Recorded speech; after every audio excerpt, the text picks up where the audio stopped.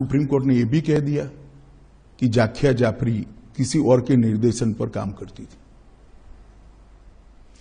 कई सारे विक्टिम्स का एफिडेविट एनजीओ ने साइन कर दिए, विक्टिम को मालूम ही नहीं है। आपके हिसाब से किसने किया, क्यों किया जाकिया जाफरी के? सब जानते हैं ना कि तीस्ता सेतलवाड जी की एनजीओ ये सब कर रही थी।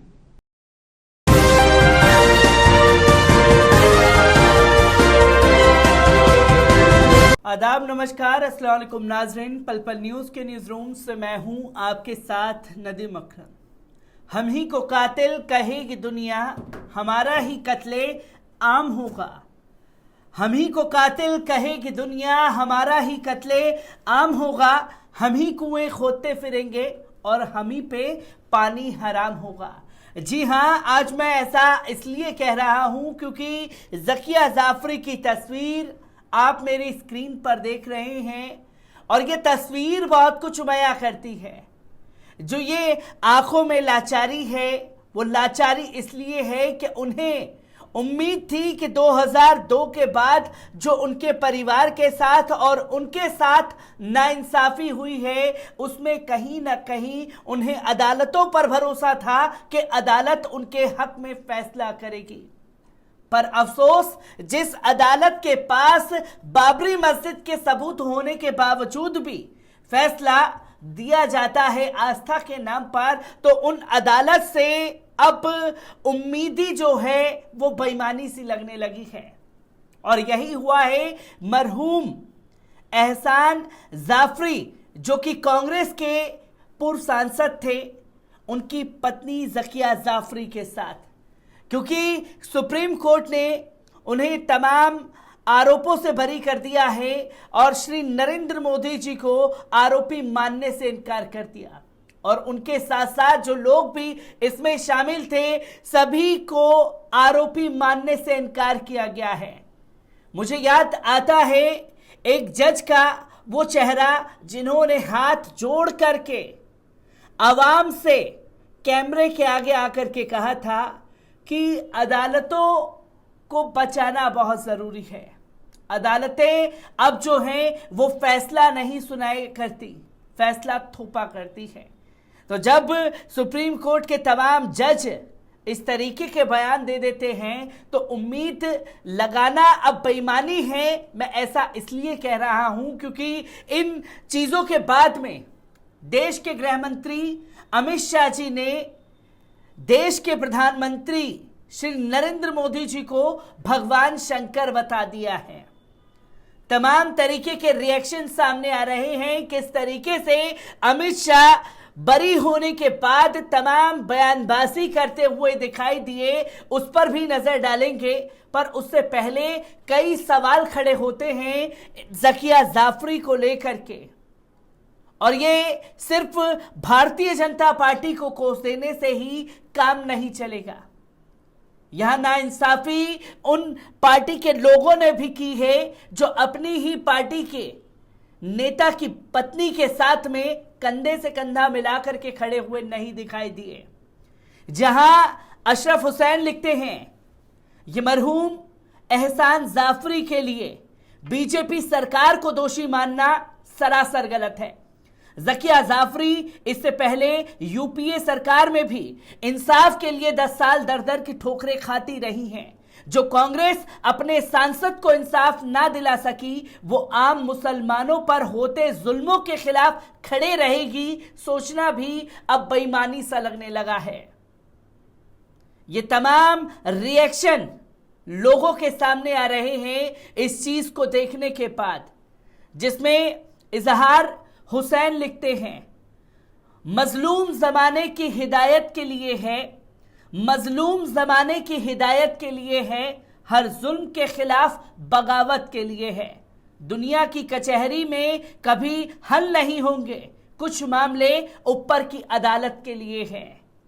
जो कि साफ तौर पर बता रहे हैं जाकिया जाफरी की तस्वीर को शेयर करते हुए कि जाकिया जाफरी जी, आपको अदालतों पर विश्वास कर देना छोड़ना चाहिए। अब जो लोगों ने नाइंसाफी की आपके साथ में, आपके परिवार के साथ में, अब उनका इंसाफ जो है वो ऊपर बैठा परवरदिगार ही करेगा। आपको तमाम चीजें छोड़ देनी चाहिए। तो वहीं डॉक्टर नारायण रूपानी लिखते हैं, इस बात को थोड़ा अच्छी तरह समझ लीजिए कि जो भी उच्चतम न्यायालय के न्याय को न्याय ना समझे वो लोकतंत्र के में रहने लायक नहीं है। ये डॉक्टर नारायण रूपानी ज़किया जाफरी के बाद तमाम मुसलमानों को हिदायत देते हुए दिखाई दे रहे हैं।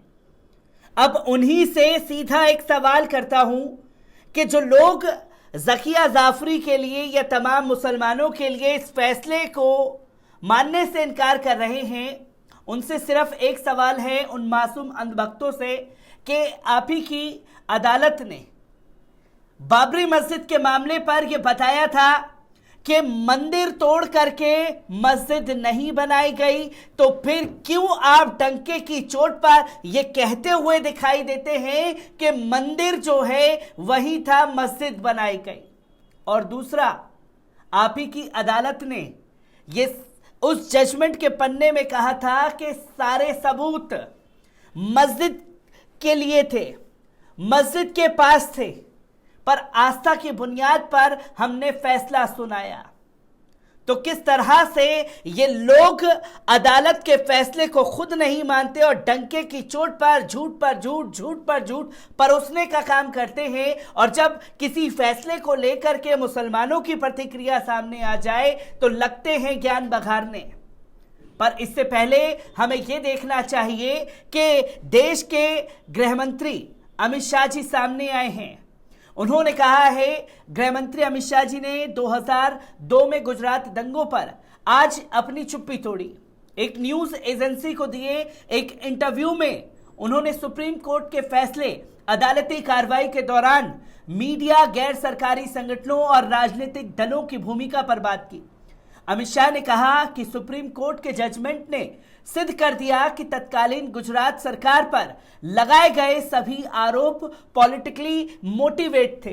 जिन लोगों ने भी मोदी जी पर आरोप लगाए थे उन्हें भाजपा और मोदी जी से माफी मांगनी चाहिए। करीब 40 मिनट के इंटरव्यू में उन्होंने कहा कि पीएम मोदी ने हमेशा से न्यायपालिका में विश्वास रखा है। जहां पहला सवाल अमित शाह से किया गया, कोर्ट ने मोदी जी और सभी आरोपियों को क्लीन चिट दे दी है, आपको कैसा लग रहा है? आप तब एमएलए थे। जवाब मिला कि सबसे पहले क्लीन चिट की बात करूंगा। सुप्रीम कोर्ट ने सभी आरोपों को खारिज किया और आरोप क्यों गढ़े गए इस पर भी सुप्रीम कोर्ट के जजमेंट ने सिद्ध किया है कि ये आरोप पॉलिटिकली मोटिवेट थे। 18-19 साल की लड़ाई में देश का इतना बड़ा नेता एक शब्द बोले बगैर सभी दुखों को भगवान शंकर के विषपान की तरह गले में उतार कर सहन कर लड़ता रहा। मैंने मोदी जी को नजदीक से इस दर्द को झेलते हुए देखा है। कोई मजबूत मन का आदमी ही ऐसा स्टैंड ले सकता है। दूसरा सवाल पूछा गया कि पॉलिटिकल व्यू की वजह से गुजरात दंगों के दौरान पुलिस और ब्यूरोक्रेसी ज्यादा कुछ नहीं कर पाई। उन्होंने जवाब दिया कि भाजपा की विरोधी राजनीतिक पार्टियां कुछ आइडियोलॉजी के लिए राजनीति में आप आए हुए पत्रकार और कुछ एनजीओ ने मिलकर इन आरोपों को इतना प्रचारित किया और इनका इकोसिस्टम इतना मजबूत था कि धीरे धीरे झूठ को ही सब सच मानने लगे। जहां साफ तौर पर यह कहा गया कि कुछ खास आइडियोलॉजी के लोग, और जो अमित शाह जी का बयान है उसको सोचने और समझने की जरूरत है, जो एक बहुत बड़ा संकेत देते हैं। जहां वो खास आइडियोलॉजी के लोग यानी कि सीधे सीधे मुसलमानों के ऊपर आरोप मढ़ते हुए दिखाई दे रहे हैं। और दूसरा, जो भगवान शंकर का जिक्र किया गया है और अब भगवान शंकर की उपाधि देश के प्रधानमंत्री श्री नरेंद्र मोदी जी को देने का मकसद सिर्फ इतना है कि देश में जो ज्ञान व्यापी मस्जिद को लेकर के एक आस्था जागी है, उसी शब्द को इस्तेमाल करते हुए ये मैसेज देने की कोशिश है कि देखिए आगे के रिजल्ट भी ऐसे ही आने वाले हैं। जहां उनसे सवाल पूछा, आपने कुछ एनजीओ का जिक्र किया, ये कौन से एनजीओ थे और उन्होंने क्या किया? तो उन्होंने कहा कि सुप्रीम कोर्ट ने यह भी कहा कि ज़किया जाफरी किसी और के निर्देश पर काम करती थी। कई एनजीओ ने कई पीड़ितों के हलफनामे पर हस्ताक्षर किए, उन्हें पता भी नहीं है। सब जानते हैं कि तिस्ता सीता तलवार की एनजीओ ये सब कर रही थी और उस समय की आई यूपीए की सरकार ने इन एनजीओ की बहुत मदद की थी। सब जानते हैं कि ये केवल मोदी जी की छवि खराब करने के लिए किया गया। तो वही सुप्रीम कोर्ट ने शुक्रवार को पीएम मोदी को क्लीन चिट देने के बाद देश के गृह मंत्री का यह इंटरव्यू सामने आया है, जिसमें अब आरोपों से बरी होने के बाद भगवान शंकर की उपाधि देते हुए दिखाई दिए हैं। पर अफसोस सिर्फ इस बात का है कि एक बुजुर्ग, एक बहादुर महिला जिसने इतने लंबे समय से अपने पति को, अपने परिवार को इंसाफ दिलाने के लिए लड़ाई लड़ी, वो आखिर में जंग हार गई। और जंग हारी हैं तो उस अदालत से जिन अदालत पर उन्हें भरोसा था। मैं ऐसी ही तमाम तस्वीरों को आपसे रूबरू कराता रहूंगा। दीजिए इजाजत, शुक्रिया।